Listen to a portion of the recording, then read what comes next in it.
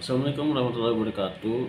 Balik lagi bersama saya Dion Baharudin. Kali ini saya akan membahas mengenai suatu sistem atau aplikasi dan mungkin juga analisis atau biasa kita sebut istilahnya dengan sebutan GIS atau GIS ya kan. Nah, GIS, apa itu GIS? Dan di sini saya akan membahas mengenai itu lebih jauh, dan tonton terus video saya. Oke, mari kita lanjut mengenai GIS. GIS merupakan singkatan dari Geographic Information System atau Sistem Informasi Geografis. GIS merupakan rangkaian sistem komputer untuk menangkap, menyimpan, memeriksa, dan menampilkan data yang terkait dengan posisi di permukaan bumi. Kemampuan ini membedakan GIS dari alat informasi sistem lainnya yang dapat membuat berharga untuk berbagai perusahaan publik, swasta, dan keunggulannya yaitu dapat menjelaskan peristiwa, memprediksi hasil, dan strategi perencanaan. Kita ketahui pembuatan peta dan analisis geografis bukanlah hal yang baru di era sekarang ini, tetapi GIS melakukan tugas-tugas ini dengan lebih baik dan lebih cepat daripada cara manual yang lama. Dan sebelum teknologi GIS muncul, hanya sedikit orang yang memiliki keterampilan yang diperlukan untuk menggunakan sebuah informasi geografis untuk membantu pengambilan keputusan dan memecahkan masalah. Komponen dalam geografi informasi sistem atau biasa kita sebut dengan GIS yaitu apa aja sih? Yang pertama ada perangkat keras, perangkat lunak, data, people, dan metode. Perangkat kerasnya itu apa?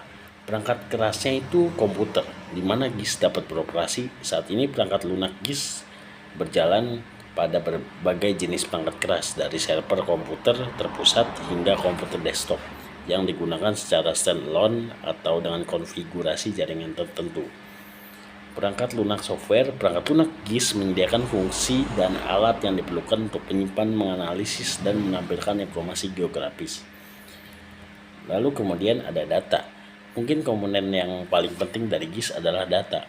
Data geografis dan tabular terkait data-data dapat dikumpulkan secara internal atau dibeli oleh para penyedia data komersial.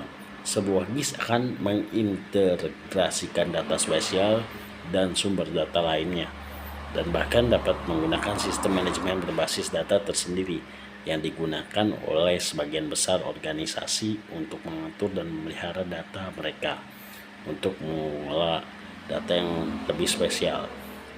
Lalu ada juga people. Teknologi GIS memiliki nilai terbatas tanpa orang yang dapat mengolah sistem dan mengembangkan rencana untuk menerapkan para pengguna.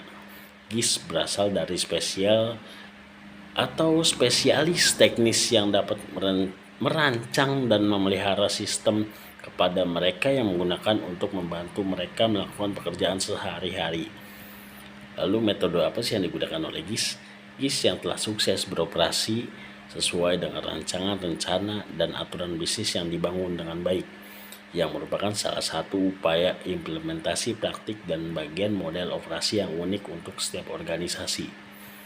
Lalu bagaimana cara kerja GIS?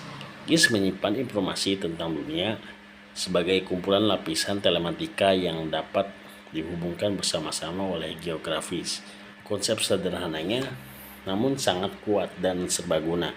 Ini telah terbukti sangat berharga untuk memecahkan banyak masalah dunia nyata, dari pelacakan kendaraan pengiriman untuk merekam detail aplikasi perencanaan hingga permodelan sirkulasi atmosfer global.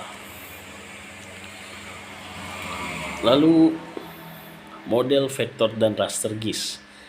Sistem informasi geografis bekerja dengan dua jenis geografis yang berada secara fundamental, yaitu model vektor dan model raster.